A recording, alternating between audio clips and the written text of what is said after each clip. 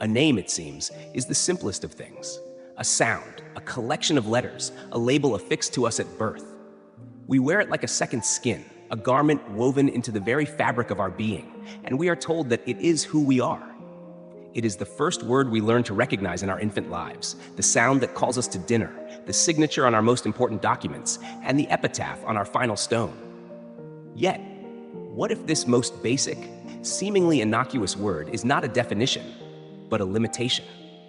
What if it is not a testament to our being, but a binding contract, a spiritual agreement signed in a moment of utter unconsciousness, a form of cosmic and cultural servitude that we carry for a lifetime? This is not a question for the casual observer, but for the one who feels a quiet hum of dissonance beneath the surface of their everyday life. The one who looks at their reflection and wonders if the person staring back is truly them, or merely a character they've been conditioned to play. Have you ever felt a profound sense of detachment from the person you are supposed to be? A subtle, nagging feeling that the story you're living isn't quite your own? We are born into a world of inherited scripts, and our name is the title of the play. It comes with a lineage, a history, and a set of expectations, familial, societal, and even karmic, that begin to shape our destiny before we've taken our first conscious breath. This isn't about the mundane notion of a name's meaning, but the deeper, more unsettling truth of its energetic weight.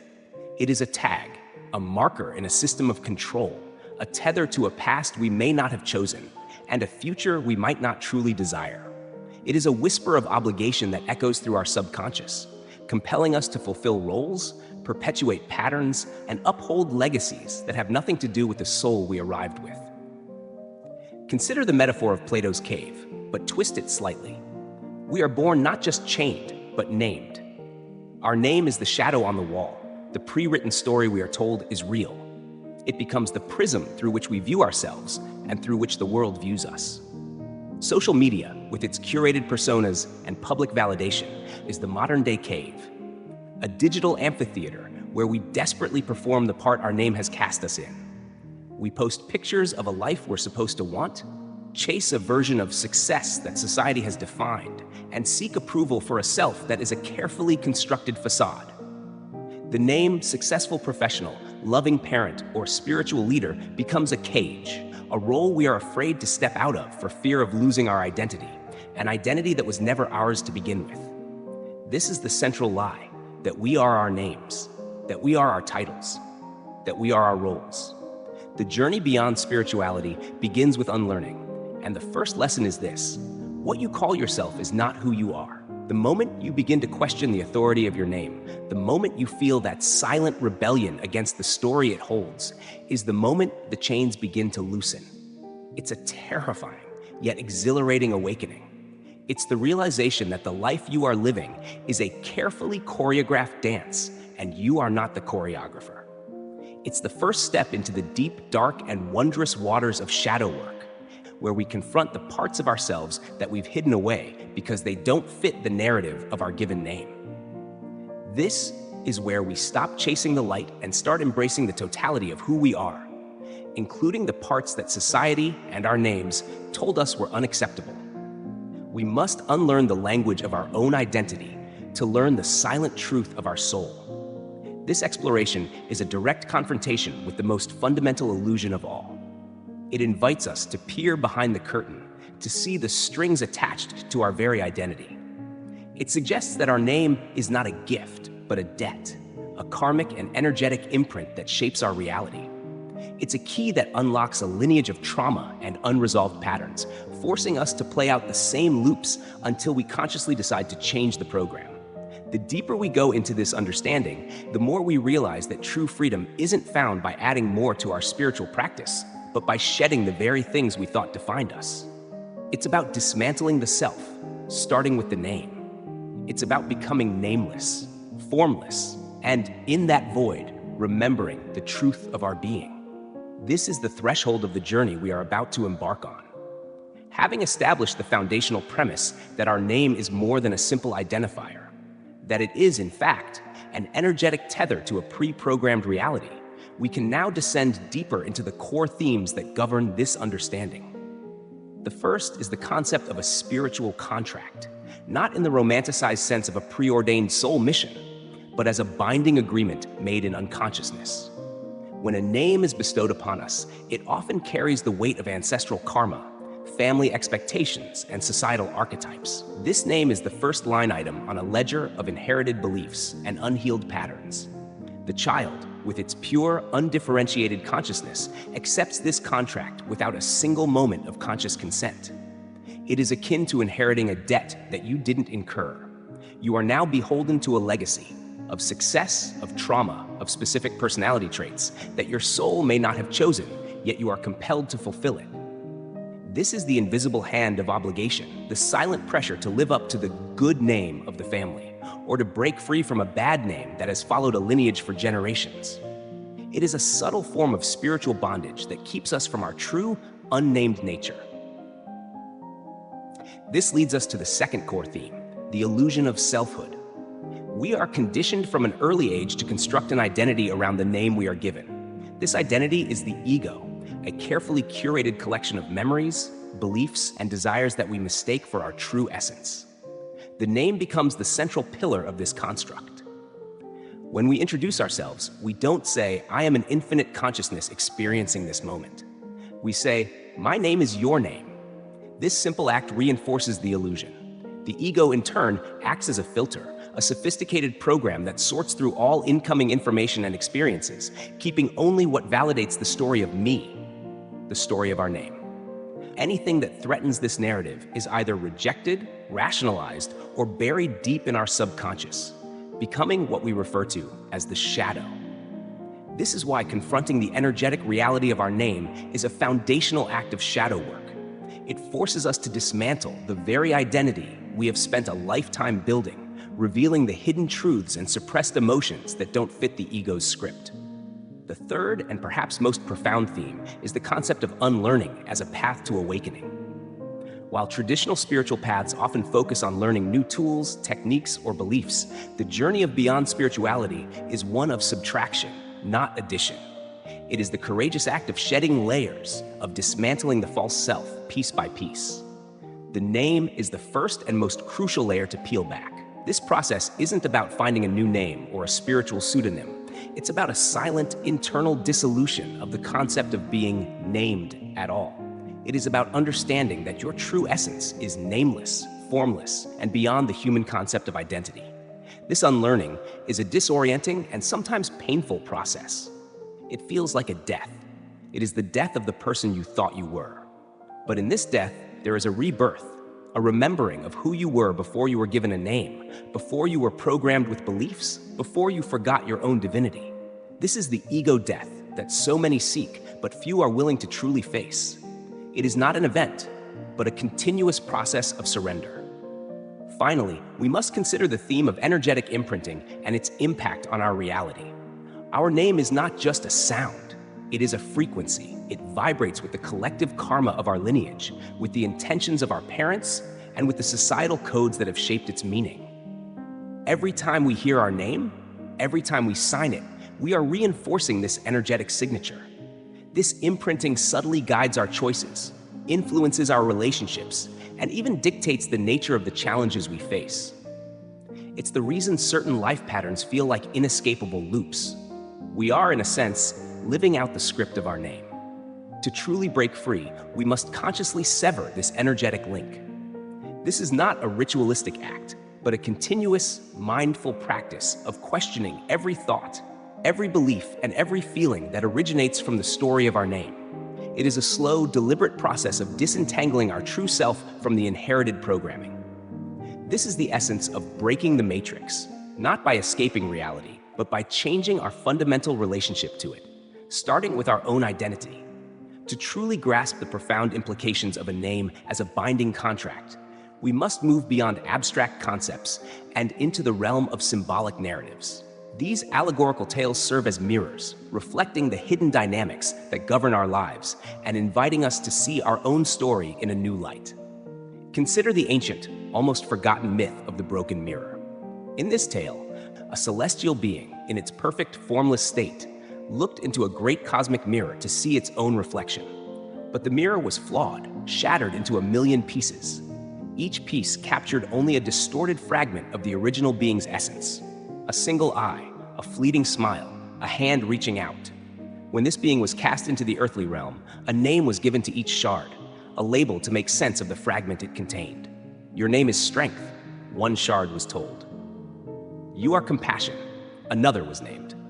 These names, born of a broken reflection, became the sole identity for each fragment. They spent lifetimes trying to be what their name suggested, never realizing they were a part of the greater whole being. This is our reality. We are the shattered pieces, burdened with a name that describes only a sliver of our true, limitless nature. We chase the illusion of being strong or successful because our named fragment tells us we must, never remembering that our totality is beyond such definitions. This narrative ties directly into the modern-day parable of the social media mask. Imagine a person walking through life with a mask of their given name, a face crafted to meet the expectations of others. On social media, this mask is amplified. The name on the profile is a carefully manicured garden of curated moments, filtered photos, and inspirational quotes. This digital persona is the ego's masterpiece, a persona built to garner likes, followers, and validation. The paradox is that the more a person tries to embody this idealized version of their name, the more they lose touch with the messy, authentic, and unnamed self underneath. They become a caricature of their own identity, a prisoner of their public image. The broken mirror isn't a cosmic event. It's the daily act of seeking validation for a false self, one carefully constructed from a name and a narrative that were never truly ours. This is why a spiritual awakening often feels like a social media detox. It's a breaking of the mirror, a rejection of the fragmented self in favor of the whole.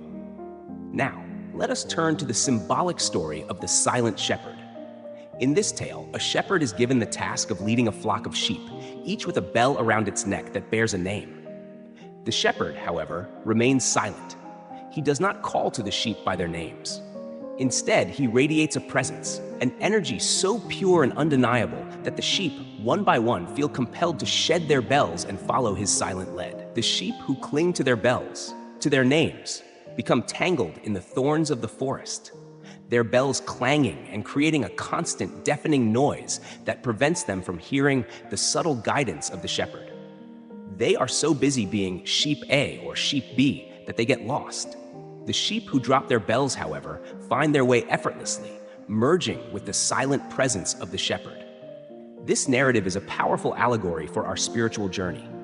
The silent shepherd is our higher consciousness, our true self, which doesn't speak the language of names and labels. The bells are our names and the egos attached to them. They create a constant mental chatter, a spiritual bypassing, a chasing of false light that distracts us from the silent guidance of our intuition. The moment we are brave enough to let go of the bell, to become nameless, is the moment we can truly hear the call of our higher self and walk the path that was always meant for us. This is the essence of unlearning spirituality. It's the realization that the pursuit of a spiritual identity is just another form of being trapped by a name. The seeker who says, "I am a spiritual person," is still clinging to a label. They are still listening to the clang of the bell, which keeps them from the quiet truth. The true master, the truly awakened being, is the one who is nameless, for they understand that their essence is beyond words, roles, and titles.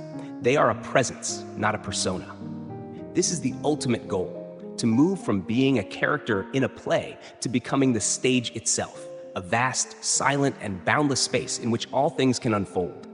The journey from the symbolic to the tangible is the true test of any profound insight. The grand allegories of the broken mirror and the silent shepherd are not just beautiful stories. They are blueprints for living a more authentic life. So, how do we translate this understanding that our name is a binding contract into practical, day-to-day action? The answer lies in a series of subtle yet powerful shifts in how we relate to ourselves and the world. The first step is to cultivate a radical sense of self-observation. This isn't about judgment, but about becoming the quiet witness to your own life. Every time you find yourself reacting to a situation with an old, familiar pattern, perhaps with anger, defensiveness, or a need for validation, ask yourself, is this me? Or is this the programming associated with my name? This simple question creates a space between stimulus and response, a crucial window for conscious choice. It allows you to see the strings, to notice the invisible choreography that has been dictating your movements for so long. Next, we must engage in conscious reframing. The world will continue to call you by your name, but you can change the internal meaning you attach to it. Instead of seeing it as a definition, start to view it as a temporary container, a vessel for this particular life experience. When someone says your name, instead of a feeling of, "That's me," you can cultivate a quiet inner knowing of, "That is the character I am playing in this moment." This isn't about becoming apathetic or disconnected.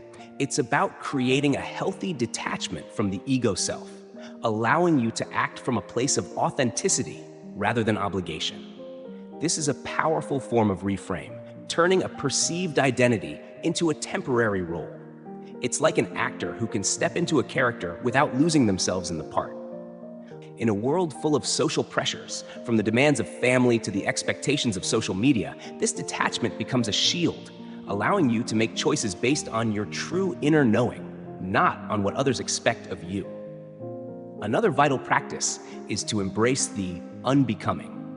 Society tells us we must always be becoming something, a better person, a more successful professional, a more spiritual being. This endless pursuit is the emotional spiral that keeps us on a hamster wheel of external validation and false progress. The moment you stop this frantic chase is the moment you begin to remember. This practice involves deliberately shedding roles and titles that no longer serve you, even if they are prestigious. It means taking time for silence, for stillness, for moments where there is no role to play, no name to uphold. It's in these quiet moments, a form of healing silence, that the truth of your nameless essence can rise to the surface. It is about actively choosing to be rather than to become. This is the ultimate rebellion against the contract you never signed. It is a subtle and powerful act of liberation. Have you ever considered what you would be left with if you stripped away every title and label you own? Finally, the most profound practical application is the integration of the shadow. The shadow contains all the parts of ourselves that didn't fit the story of our name. For example, if your name came with an unspoken contract to be the good son or the perfect daughter, your shadow will likely hold a rebellious streak, a desire for freedom, or a capacity for imperfection that you've suppressed. The path forward is not to eliminate these parts, but to integrate them. This means acknowledging and embracing your darkness, not as something to be feared, but as a source of raw, unchanneled energy. The real-world implication of this is a newfound wholeness.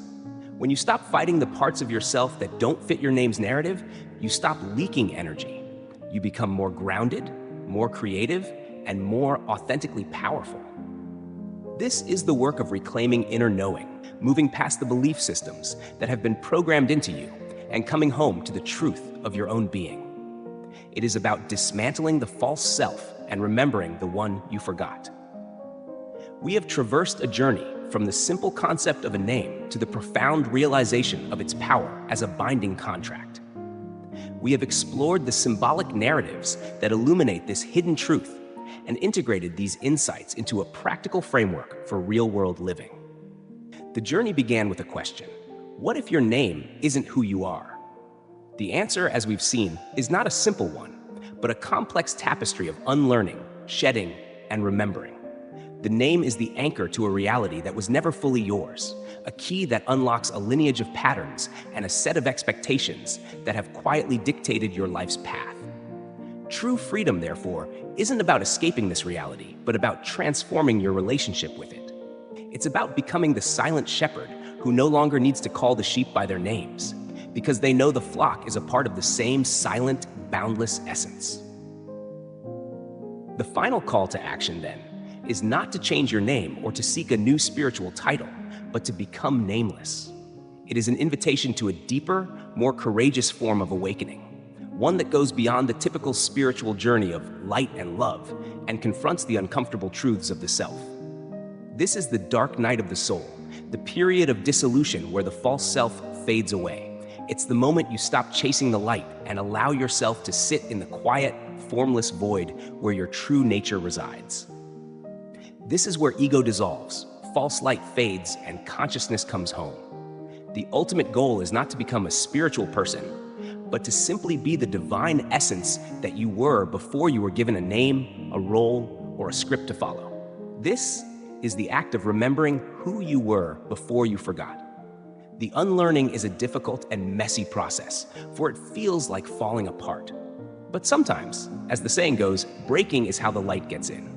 The emotional spiral that feels like a descent into chaos is in fact the necessary precursor to transformation. By confronting the trauma and unhealed patterns that are woven into the very fabric of your named identity, you are not just surviving, you are transcending. You are no longer a victim of your past or a prisoner of your programming. You become the conscious creator of your reality, not by adding new beliefs, but by unlearning what was never true. The final message is this: your name is not your destination. It is merely the starting point of the journey. The moment you recognize its limitations is the moment you step onto a path of limitless potential. It is a path that requires you to be brave, to confront the shadows, and to love the parts of yourself that have been suppressed for so long. The liberation of the soul begins with the quiet, radical act of unnaming yourself. If this reflection resonates with you, share the moment you first saw the strings in your own life.